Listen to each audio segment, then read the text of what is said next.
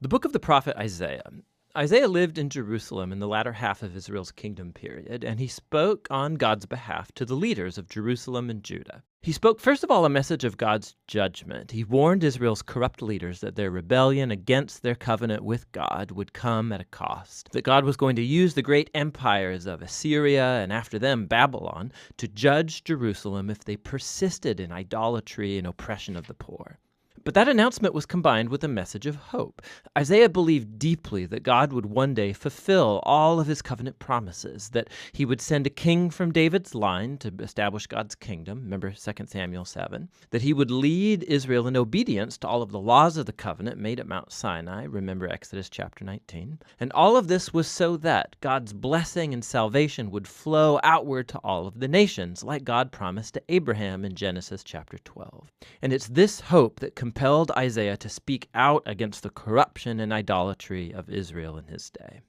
Now, the book has a pretty complex literary design, but there's one simple way to see how it all fits together. Chapters 1 through 39 contain 3 large sections that develop Isaiah's warning of judgment on Israel. And it all culminates in an event pointed to at the end of chapter 39, the fall of Jerusalem and the exile of the people to Babylon. But in chapters 1 to 39, there's also a message of hope that after the exile, God's covenant promises would all be fulfilled. And chapters 40 to 66 pick up that promise of hope and develops it further. In this video, we're just going to focus on chapters 1 to 39. The first main section focuses on Isaiah's vision of judgment and hope for Jerusalem, and it begins as Isaiah accuses the city's leaders of covenant rebellion, idolatry, injustice, and God says he's going to judge the city by sending the nations to conquer Israel.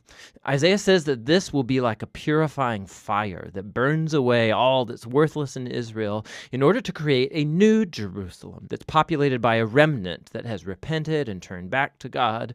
And Isaiah says that that's when God's kingdom will come and all nations will come to the temple in Jerusalem and learn of God's justice, bringing about an age of universal peace and harmony. Now, it's this basic storyline of the old Jerusalem purifying judgment into the new Jerusalem. This is going to get repeated over and over throughout the book, getting filled in with increasing detail.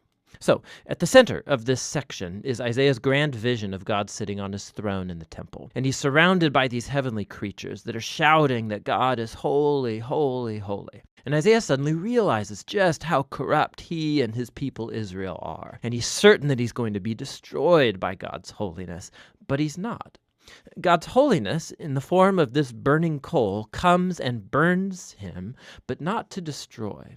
Rather, it purifies him from his sin. And as Isaiah ponders the strange experience, God commissions him with a very difficult task. He is to keep announcing this coming judgment, but because Israel has reached a point of no return, his warnings are going to have a paradoxical effect of hardening the people. But Isaiah is to trust God's plan.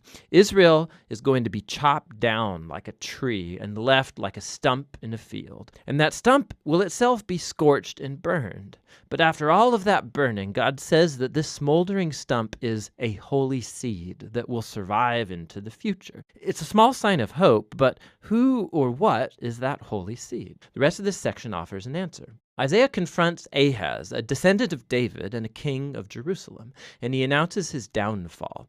God says that it's the great empire of Assyria who will first chop Israel down and devastate the land, but there's hope. Because of God's promise to David, he's going to send, after this destruction, a new king named Emmanuel, which means God with us. And Emmanuel's kingdom is going to set God's people free from violent, oppressive empires. And Isaiah describes this coming king as a small shoot of new growth that will emerge from the old stump of David's family. It's this king that's the holy seed from chapter 6. And the king is going to be empowered by God's Spirit to rule over a new Jerusalem and bring justice for the poor, and all nations will look to this messianic king for guidance. His kingdom will transform all creation, bringing peace. Now, you finish chapters 1 through 12 with a pretty good understanding of Isaiah's message of judgment and hope.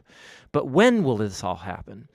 Isaiah saw another empire arising after Assyria, and that's Babylon, who would also attack Jerusalem and actually succeed in destroying it. And that brings us into the next sections of the book. So first, we have a large collection of poems that explore God's judgment and hope for the nations. We learn, first of all, of the fall of Babylon and Israel's neighbors. Isaiah could see that Assyria's world power would one day be replaced by the empire of Babylon, a nation even more destructive and arrogant. Babylon's kings claimed that they were higher than all other gods, and so God vows to bring Babylon down. And not only Babylon. Isaiah goes on to list Israel's neighbors, accusing them all of the same kind of pride and injustice, and he predicts their ultimate ruin. But remember, for Isaiah, God's judgment is never the final word for Israel or the nations. And that leads into the next section with a series of poems that tell a tale of two cities. There's the lofty city that has exalted itself above God and become corrupt and unjust. This city is an archetype of rebellious humanity, and it's described with language that's all borrowed from Isaiah's earlier descriptions of Jerusalem and Assyria and Babylon all put together. This city is destined for ruin, and one day is going to be replaced by the New Jerusalem, where God reigns as king over a redeemed humanity from all nations, and there's no more death or suffering. These chapters are the climax to this section, and it shows how Isaiah's message pointed far beyond his own day. It was a message for all who are waiting for God to bring his justice on violent, oppressive kingdoms and bring his kingdom of justice and peace and healing love.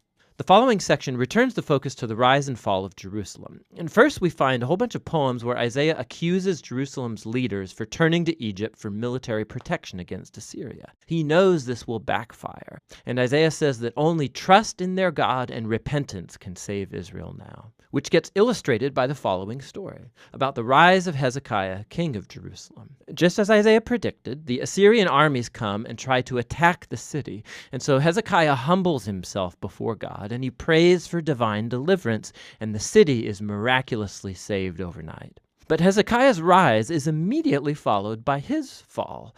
So he hosts a delegation from Babylon, and he tries to impress them by showing everything in Jerusalem's treasury and temple and palaces. It's clearly an effort to make another political alliance for protection. Isaiah hears about this, and he confronts Hezekiah for his foolishness. He predicts that this ally will one day betray him and return as an enemy to conquer Jerusalem.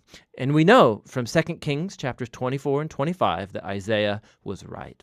Over 100 years later, Babylon would turn on Jerusalem, come and destroy the city, its temple, and carry the Israelites away to exile in Babylon. And so all of Isaiah's warnings of divine judgment in chapters 1 to 39 lead up to this moment. He's shown to be a true prophet because it all came to pass like he said.